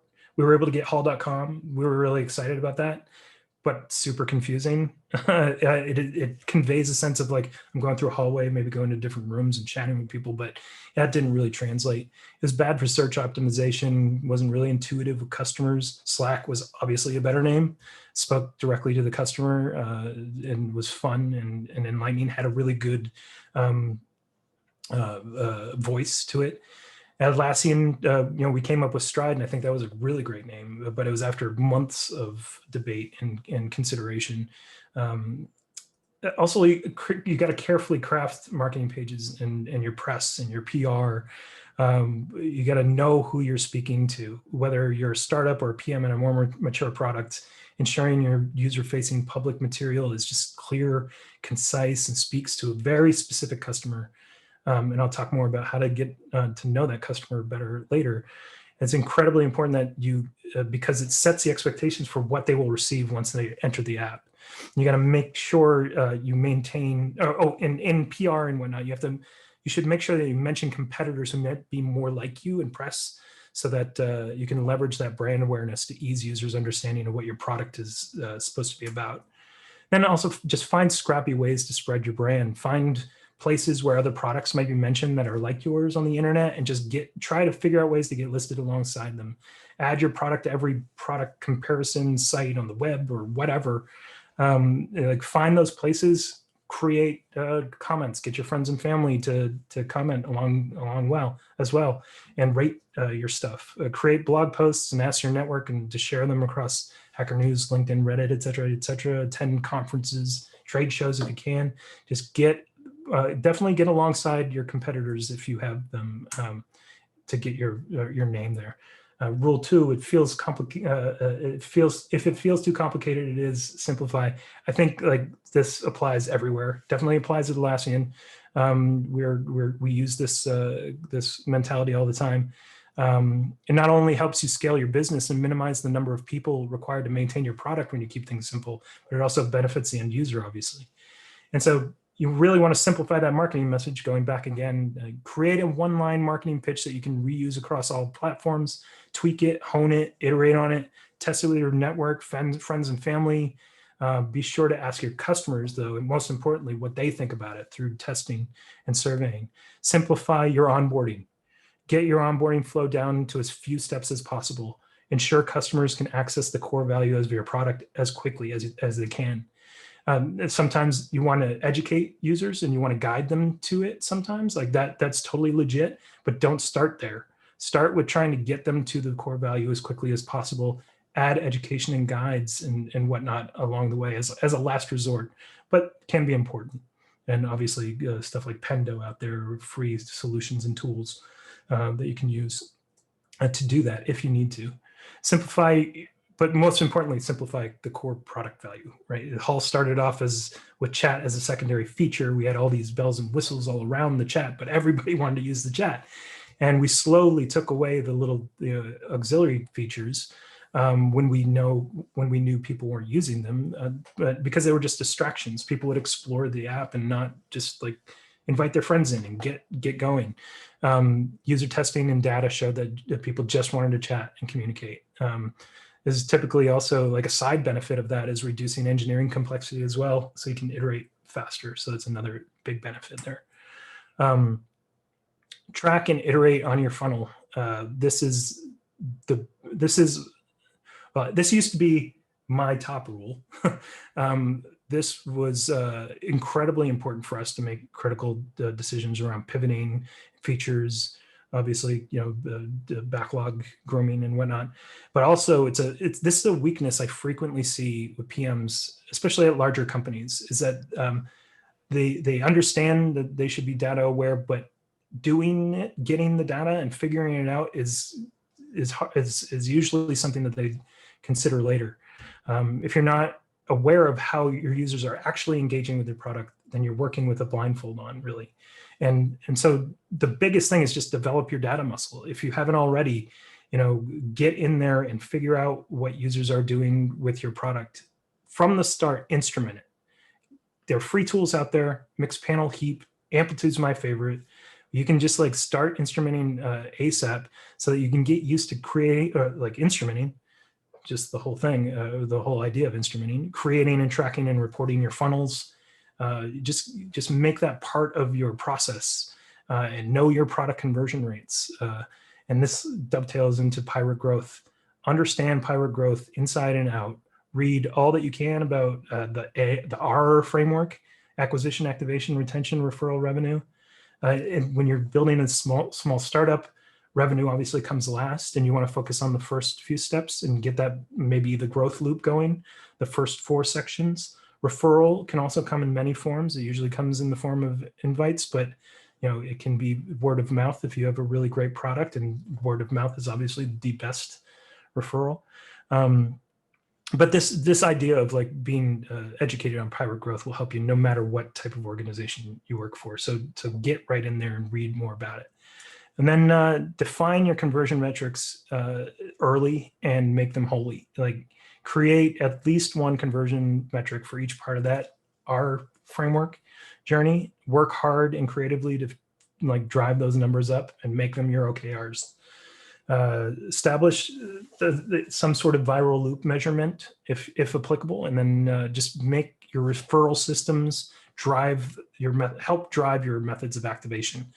I think this is obvious and you probably already know about it, but I just want to reiterate it. And then try to figure out with these tools which events might be correlated with retention. Amplitude, Mixpanel give you this type of information, and then double down on getting users to those experiences as quickly as possible. We did this with Stride and Trello as well. It's universal. And then the last one is just sort of related, but really this is my now most important one: deeply understanding the top of your funnel. This I did on Stride, and it came in incredibly. It was just incredibly valuable for us in defining what the product was supposed to be like. And this just looks like serving your customers. This is just making sure that you continue to do it. Do it religiously, do it regularly, do it often. Survey both activated and churned users to get an understanding of why users are sticking and why users are churning. Tons of free solutions out there, as we've seen here, Google Forms, Typeform, etc. So no excuses. Is get in front of those users, send them emails, sit next to them definitely, and watch them onboard. Set up time with friends, family, network. Watch them on Zoom, usertesting.com, whatever, and see how they actually behave versus how you expect them to behave. And this goes dovetails really nicely into what I think is the most important thing. Figure out whether or not your in-app experience differs from the expectations the customer has when they come in. And this goes back to the first two rules. The marketing message being clear and concise also has to match what they get when they're in their app, in the app, and they have to realize it as quickly as possible. If they don't, then they're going to drop off and they won't come back. It's the most important thing, and it really has been the most important thing in both HipChat, Stride, and Trello, actually as well. Constantly strive to ensure the perceptions of those two things. They're before they enter the app and when they are in the app, make sure they're completely aligned, and use that information whether or not you're misaligned or whether you are aligned to drive your roadmap decisions, and or whether or not you need to slightly or more dramatically pivot the app in general. And that's it. So thanks. Hope that helps.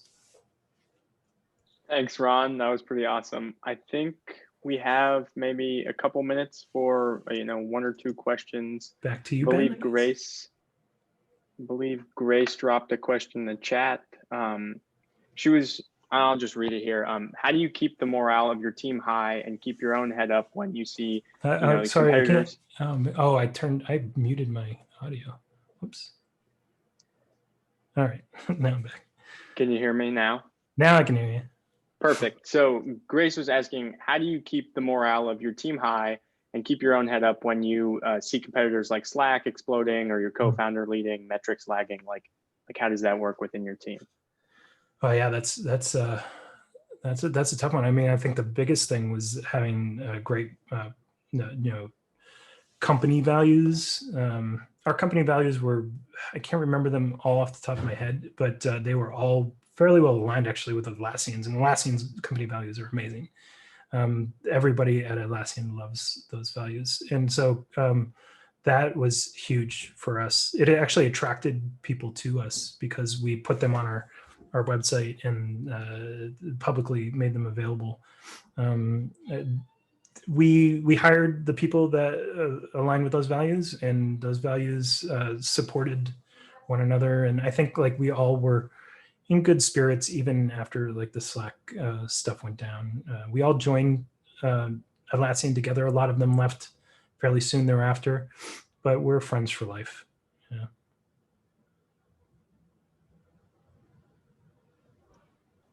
Great. And with that, I'm just going to thank you again, Ron. I really appreciate you coming to speak today and giving those insights. And I think, our Product Buds members can all learn from that and take their products to the next level. So with that, I'm going to pass it off to teammate Joseph to talk about our raffle. So thank you again, Ron. Thanks, Ben. Good to see you again. Yes, thank you, Ron. And for everyone else waiting, we have the judges currently wrapping up their top 3. But I'm going to share my screen here real quick so we can get to our raffles for our Product Buds mentors. So could I get a quick thumbs up from Ben if you can see my screen? All right, for sure. So we have 4 mentors willing to give their time. And so please let us know in the chat so we can confirm that if you're here, so we can match you with our mentors. All right, here we go. Number 1.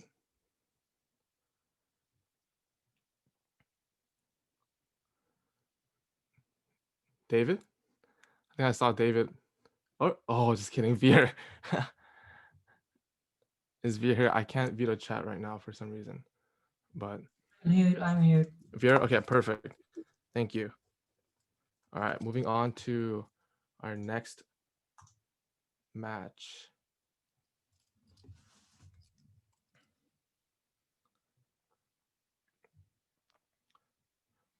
Kushbu, are you here, Kushbu? Please unmute your mic and let us know. Or else I'm gonna move on to the next winner. All right, for sure. Removed.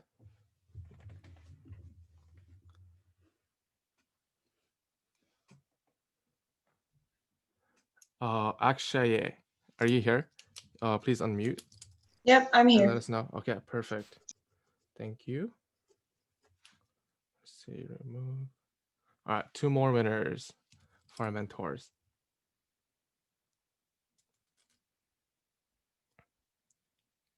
Hey, David. All right. David, are you here?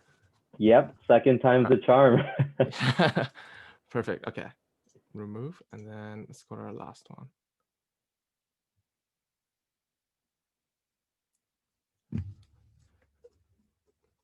Joyce, are you here in the chat with us? Yes, yeah, I'm here. All right, perfect. We'll contact you through email in the following week to match you randomly with our mentors. Yes, thank you. So I will stop sharing. And do we have our judges back from the breakout rooms yet? I guess not. Okay.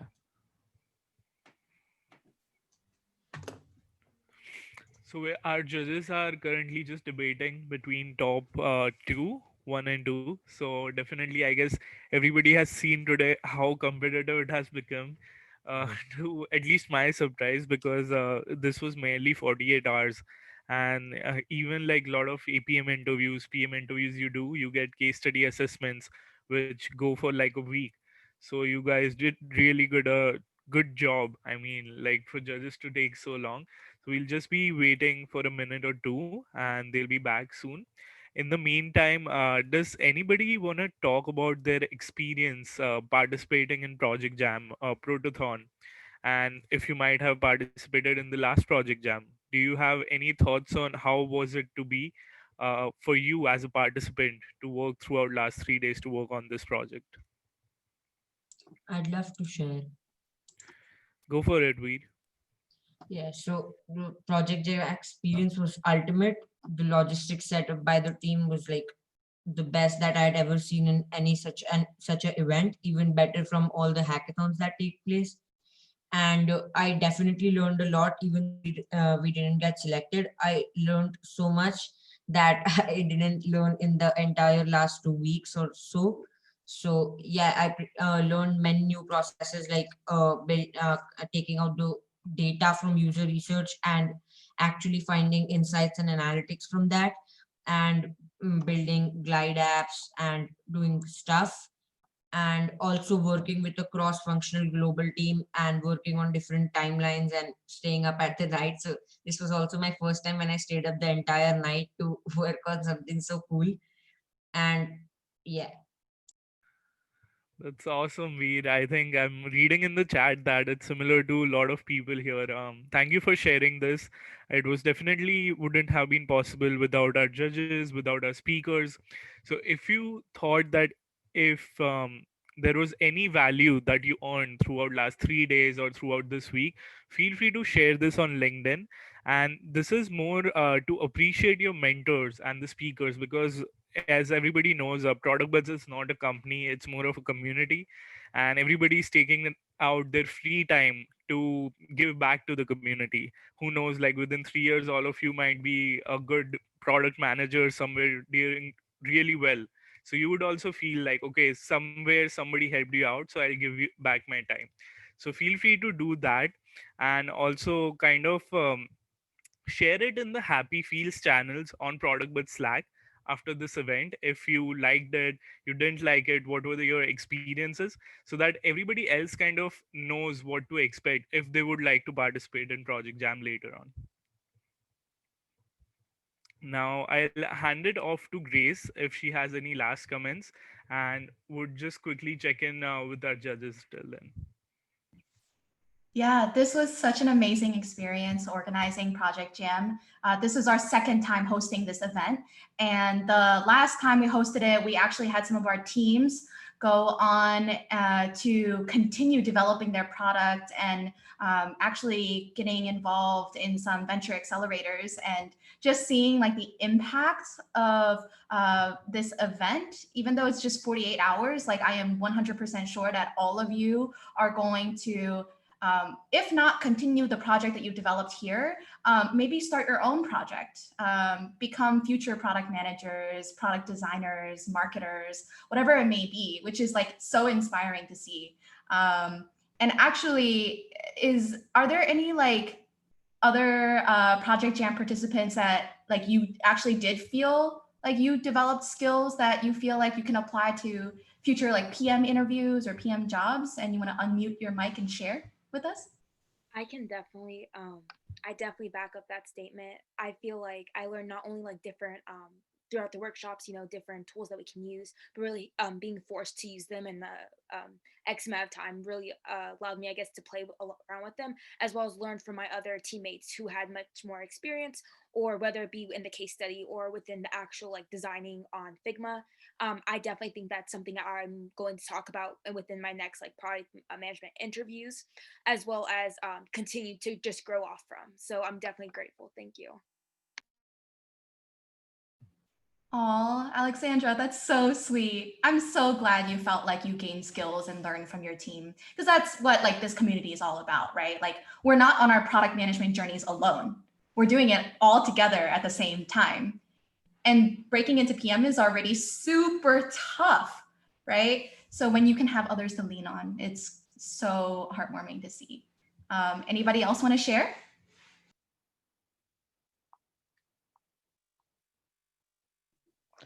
Yeah, I guess I could go with, I mean, I definitely agree with whatever was said before. Definitely, I think a lot of, from me and I guess our team, we all can say it was all about decision making. Taking a step and then standing with it. I would definitely say that was, yeah, with a lot of choices, you know, also doing a lot of research and then actually taking a step and then validating it or sticking with the decision that you have made was definitely something I learned a lot. Thank you so much, Anil. We have our judges back in the room. So without further ado, I'll hand it over to Henrika, and we'll soon know who our winners are. If you're excited, drop in the chat, leave a clap react, and thank you so much for attending. So I'll actually let Joseph announce the winners, starting with the third place, and then Randy for the second place, and then Grace for the first place. Awesome. Thank you, judges, again. Who's excited to hear these winners? Right, I'm going to kick it off with third place. I'm going to pass it on to Randy for second, and Grace is going to announce the first place. But could we get some hype in the chat, you know, before we get these names rolling? Yeah, who's your bet? Yeah, because third place. The judges were taking, I was hopping back and forth from the breakout rooms to this main chat, and the judges were torn, trying to decide who to give, you know, these winning teams for. So yeah, let's hear some hype in the chat. All right, so for the third place of fall 2020 drum roll, Project Jam Protothon, we have Team 1, Food Buddy. So Team 1, congratulations. For the third place, we have partnered with, what was it? Yeah, we have a mentorship session with Pat Chasing, PM, and you'll be getting a full 1-hour mentorship session with the entire team. So congrats, Team Food Buddy, and now I'll pass it on to Randy for second place. All right, thanks, Joseph. So at second place, our prize is sponsored by Hacking PM. So Hacking PM is a company dedicated to helping college students break into product management with the resources, and each member of the second place team will receive their basic course package. So this course package includes their Hacking PM online course, 42 hours of personalized resume review, additional resources such as networking templates, recruiting dashboard, as well as lifetime access on their website to all these resources. So at second place, we have Team 5, Envoy. So congrats, guys. And the biggest one, Yes. Grace. Alrighty, so can we get some more claps in the chat and clap reactions for our third place and second place winners? Both those teams were incredible, and I am so excited to be able to announce our first place team. So without further ado, our first place team is Local Biz. Congratulations to the Local Biz team, Ami, Sophia, Congratulations. and your other team members. You know, we've definitely seen that dedication from your team, and we're super excited to present to you your prize, which is going to be an annual subscription to Exponent, which is a product in itself that allows you to access product management interview resources, alongside resources for even like other like technical and other like consulting roles as well. So that is going to be your prize, and we are so excited to be presenting that to you. So once again, claps in the chat, claps all around for all of the winning teams. And actually we have a few minutes left. So judges, would you like to actually like take some time to tell us about, you know, your decision-making process? I know it was very tough and you went back and forth between different teams. So if you could provide any feedback to the winning teams and even to the teams that didn't place first through third, like what you were looking at throughout your decision.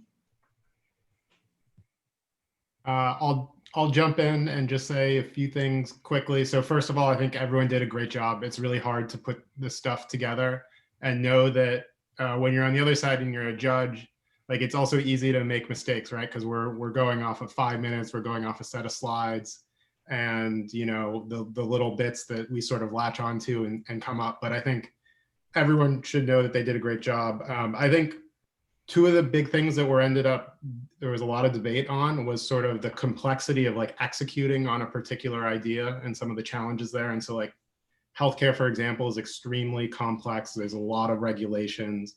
And so sort of thinking about how you sell into that market, how you get up to, how you get to scale in that market was something we talked about a lot. And then I think there was, you know, a lot of chatter about just sort of the excitement about in the local biz side, just a different approach to helping local businesses and a different approach to a shopping experience instead of just starting with like Google reviews and Amazon reviews and going from that and actually thinking about some of the key dimensions that matter. So those are a bunch of things that jump out of my mind, but a lot of good work like across the board. And I want to echo, I think Grace mentioned it, Joseph, et cetera, like it really tough decision. And I'm sure the other judges, Mary, Bessy, Andrew will sort of echo that as well. Yeah, totally +1 to what Kenton just said. This was clearly my toughest choice in this whole year. I didn't expect it to be so tough, but I think that kind of says how amazing of a job that you guys have done in such a very short time period. And of course, like this is only done in a Protothon. It's only like really 3 days that you spent effort into. So eventually, I think the thing that I lean more on is it really about your thought process. It's about like how like within a very limited amount of time, like your effort that you put in to really understand the user problem, the market space, and then how you actually design a solution, how you validate it, how you're going to measure success. So those ended up being the criteria for me. But I would say that you guys absolutely have done an amazing job. And for me personally, I've seen people asking about favorite beside this team. I think I can definitely unplug a little bit more from work. Great job, everyone. Congratulations. Thank you. Any other judges? Yeah, Andrew, Bessy. Sure, I'll hop on. Congratulations, everybody. What amazing work that you guys have come up together in a short period of time. Getting to know each other and create new relationships, I think that's the biggest win. And I'm looking forward to that for myself with my fellow judges. Awesome, awesome folks. pat on the back for every single one of them. We had some amazing conversations, lots of wonderful perspectives. And really that for me, it was about, well, on the product side, that's what you want to do. You want to synthesize all those perspectives and try to make the best choice that you can, despite really difficult circumstances. And it was a good, difficult circumstance where you have a ton of great projects, great work, great people. So my hat's off to all of you. Congratulations, feel great about it. I'm inspired by y'all. So thank you. Thank you for having me here. Cheers. Yeah, I have to say I'm aligned with everything that our fellow judges have spoken about already. And for me, again, it's all about the network here, the process that we went through. I mean, 3 days is amazing work. Just the slides, I'm definitely going to steal a bit of the inspiration in that sense. The prototypes, the UX, the designs that came through, and how you guys spoke about all of this. I mean, earlier on, before I went into my product career, I definitely was not where you guys are. So I'm really excited for you guys, and I'll definitely follow a lot of your work on LinkedIn and things like that, just to see where this goes. But I'm excited to hear that everyone is, super excited about, solving big problems in COVID. This is what actually brings value to our world right now, like creating products that actually solve real problems that, small, medium businesses like hospitals or small clinics, or even just lonely, young professionals in the world, right? Like we all have problems to solve. And this is where Product Buds has actually brought us together to do this for the world. So excited.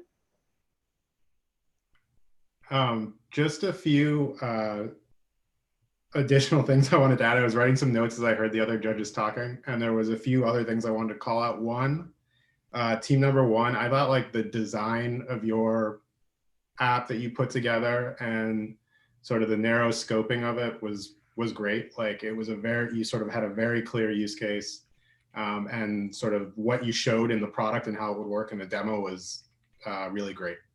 So that was awesome. And I think true for all the teams, but like for some of the ones we haven't talked about yet, like Unplugged and the Unity groups, like kudos to everyone for picking real problems. I don't think there was any sort of discussion or sort of ideas that were presented that were sort of made up problems, which happens a lot, I think, especially in early product careers. And I think that other judges will probably attest to that it's easy to get like enamored with a particular piece of technology or something and then just build something because that's available.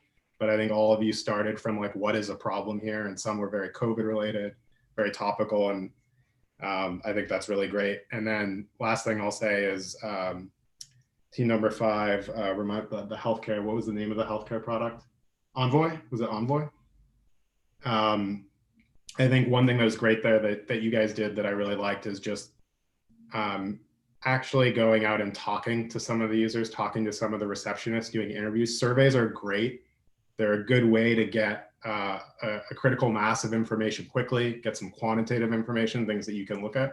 But at the end of the day, almost nothing beats just talking to a user and understanding that pain up front, because it brings it to life. It brings what you learn in a survey to life. And I think that the job and that slide in the presentation from Envoy that talked about the user pain points with sort of the 4 columns was really, really strong. So good work. Thank you so much, Kenton. That was some great feedback. Now, before we move to our closing section, I want to give a chance to all the teams, like especially, let's start with Food Buddy and then we'll move to Envoy and Local Biz. If one of you from your team just want to unmute yourself and give like a brief statement of how your experience was and how do you feel winning this project Protothon. Anybody from Food Buddy want to unmute themselves and just talk a brief about that? I think all of you have been loving Jarvis's design. He really worked hard on the slides and Justice and Lynn also, but I think Jarvis, would you want to speak? Okay, thank you, Anna. So it's been a really pleasant experience working with Anna, Lynn, and Justice. And like seeing you guys reacting to the slide that I put like a couple hours on it is really rewarding. And also special shout out to our mentor, David. He guided us through how to like narrow it down on feature A and giving feedback on my prototype. It's a really good learning experience. And shout out to all the product buds attending this activity and make this event come to life. And I'm still in my first year of my university, so this kind of experience really helped me like understand what a real life work experience is going to look like. And I definitely get a lot of connection, and a lot of people here is definitely my inspiration in the future. And that's it. Thank you so much, Jarvis. Anybody from Envoy wanna unmute themselves and just give a very brief statement of how this was for you and how do you feel now? Yeah, I can go. Yeah, it was super awesome. I just want to say that I really appreciated how the Product Buds team put out a lot of really helpful resources in like the workshop series beforehand. We drew a lot of inspiration from those workshops, and that was really helpful. But yeah, we had 2 of our team members in the US and 2 of our team members in Australia. So working with the time zone differences was interesting. But yeah, it was a super great experience, learned a lot. Yeah, and shout out to the Product Buds team and all of the judges and all the other participants for just like putting together this competition. It was so great and I learned a lot. Well, the time zone difference, you can talk about it in your next product interview if you have to. So anybody from local biz who want to mention how this experience was for them?